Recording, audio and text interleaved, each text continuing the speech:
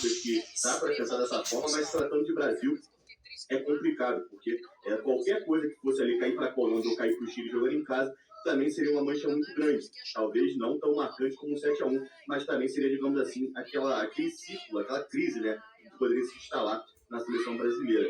Sobre esses outros confrontos, Cidão, enquanto você falava, eu estava aqui pensando. Se você for analisar de 2010, 2014 fica um pouco fora disso, mas também dá para botar na conta, de 2018, que 2022 também.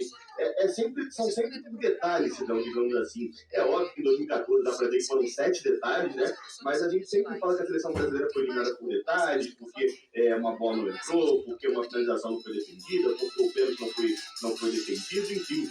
E eu acho que está na hora de isso mudar.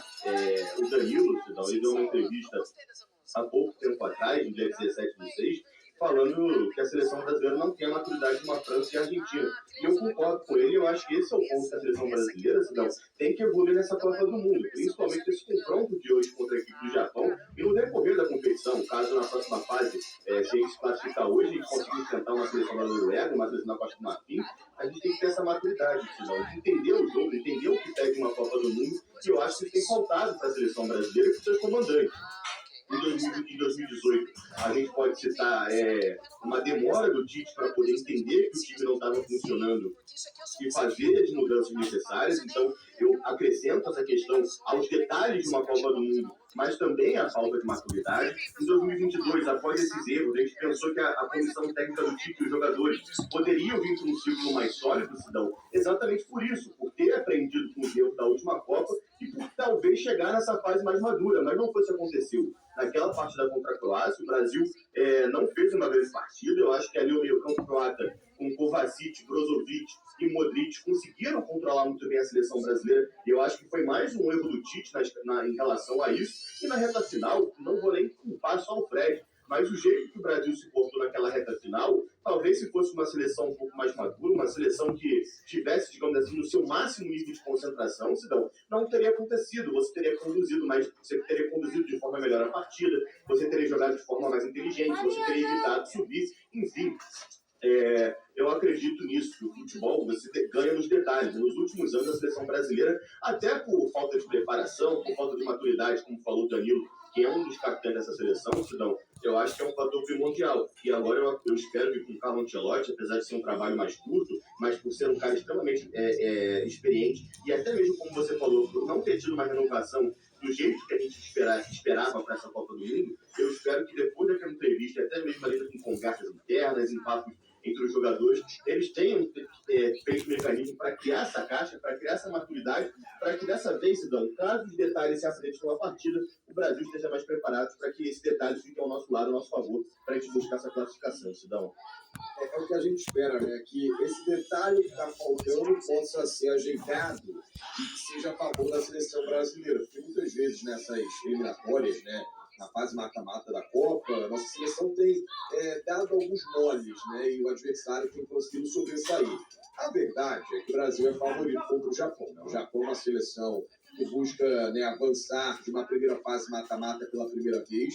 Os melhores desempenhos do Japão na história foram de oitavas de final, que aí pode chegar às oitavas, mas nunca avançou, né, na primeira fase mata-mata. Espero eu que não seja dentro desse compromisso que a seleção japonesa avance contra a seleção brasileira. Mas as melhores campanhas do Japão, oitavas na Copa de 22, caiu para a Croácia, oitavas na Copa de 18, caiu para a Bélgica. Então, o Lucas lembrava há pouco dessa questão que o Japão poderia ter sido nosso time adversário, tanto em 18 quanto em 22 nas quartas de final, e por detalhe, acabou também sendo eliminado. A Bélgica fez um 2-0, mas tomou um 3-2 depois, né, com uma virada no último minuto de jogo, e contra a Croácia nos pênaltis, e acabou empatando aquele jogo, e nos pênaltis acabou perdendo para a seleção croata. Só o Asano, né, fez o gol para a seleção japonesa. O Minamino, o Mitoma e o Yoshida perderam os gols nos pênaltis para a seleção do Japão. Aí, antes disso, em 2010, tinha também parado nas oitavas contra o Paraguai. Em 2002, parou nas oitavas contra a seleção da Turquia, jogando a Copa dentro de de sua casa, né, fazendo a Copa dentro do seu país. A verdade é que o Japão, ele, querendo ou não, olha para o Brasil nesse momento como adversário possível por conta do jogo que aconteceu em outubro do ano passado. Eu acho que existe um olhar, né, da seleção japonesa que não é impossível vencer o Brasil, e existe também um olhar que eles têm uma grande geração. De fato é, Lucas, essa melhor geração japonesa, a gente vai debater muito sobre o que a seleção brasileira vem tendo nessa Copa, né, os grandes protagonistas, quem tem chamado essa responsabilidade. Mas o Japão é essa grande geração mesmo, é uma seleção que pode bater de frente, porque ele está acostumado, né, nos últimos enfrentamentos da seleção contra equipes asiáticas, e aí eu vou até trazer o retrospecto contra a seleção do Japão, a vencer, e às vezes com certa tranquilidade. Excluindo o jogo do amistoso que o Japão venceu por 3-2 em outubro do ano passado, o Brasil tinha vencido o Japão por 1-0 em 2022, venceu o Japão por 3-1 em 2017, em 2014 venceu o Japão por 4-0, na Copa das Confederações de 13, o Brasil bateu o Japão por 3-0, no amistoso lá em 2012, 4-0 para a seleção brasileira, e na Copa de 2006, 4-1 para a seleção brasileira naquele grupo F. Vai ser o segundo enfrentamento das seleções terão. Douglas Santos, uma proteção um pouco maior do Danilo, até porque são jogadores, digamos assim, que não tem mais aquele de conflito de outrora. O Danilo, apesar de fazer uma boa Copa do Mundo até aqui, era um jogador que era muito contestado, mas não tem como negar que ele faz uma boa Copa do Mundo até aqui. E outro fator que me preocupa é a parte disciplinar da seleção japonesa. É uma seleção que dificilmente se descontrola, dificilmente fica desesperada e sabe muito bem o que fazer. Digamos assim que eles são muito bem treinados, né? Então é uma seleção que pode preocupar nesse quesito. Mas eu estou curioso para ver qual vai ser essa seleção que o Moriarty vai mandar a campo. Eu fico um pouco em dúvida se ele vai manter essa escalação com os dois homens de meio campo, o Tanaka e o Kamada, ou se ele vai colocar mais um jogador para fazer basicamente uma trinca ali com o Sano, e se ele vai botar os dois alas mais os dois atacantes de velocidade pela ponta e o centroavante. Caso ele opte por jogar como ele jogou, por exemplo, com a seleção sueca, então é isso, ele vai fazer a sua linha de volante com o Tanaka e o Kamada tem esse jogador para ter um pouco mais de habilidade e qualidade para chegar na parte ofensiva também, como quase um camisa 10, lembrando que ele virou esse volante um pouco mais construtor na equipe do Crystal Palace da Inglaterra, quando ele jogava antes com o Eintracht Frankfurt, que foi a grande temporada da carreira dele aqui individual, ele era um jogador mais ofensivo, então ele tem essa qualidade também de chegada, e você tem o Sugawara e o Nakamura pelas alas, que como o Lucas mal falou, fazem essa linha de 3 e na hora de defender, eles basicamente ajudam numa linha de 5, mas são jogadores que vão também ao ataque. E se você tiver o Doan por uma ponta e o Maeda na outra, a seleção brasileira tem que ficar de olho nisso, então, porque pode ser uma coisa que a seleção japonesa explore para poder tentar fazer a superioridade. A gente sabe que o Brasil é muito dependente da parte do meio campo, da parte defensiva, do Bruno Guimarães e do Casemiro, muitas vezes o Lucas Paquetá, apesar de recompor, apesar de marcar, ele é um jogador um pouco mais ofensivo.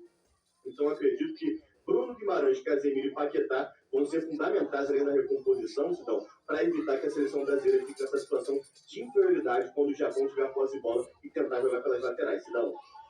Vamos ver como vai ser essa postura da seleção brasileira em campo. Agora, quem está chamando a responsabilidade do Brasil é o Vini Júnior, né, cara? Vini Júnior, impressionante a Copa que faz o Vinícius Júnior. Tem até uma estatística bacana para a gente trazer em relação aos anos de Copa que o jogador do Brasil, o jogador da seleção brasileira, fez gols em todos os 3 jogos da fase de grupos.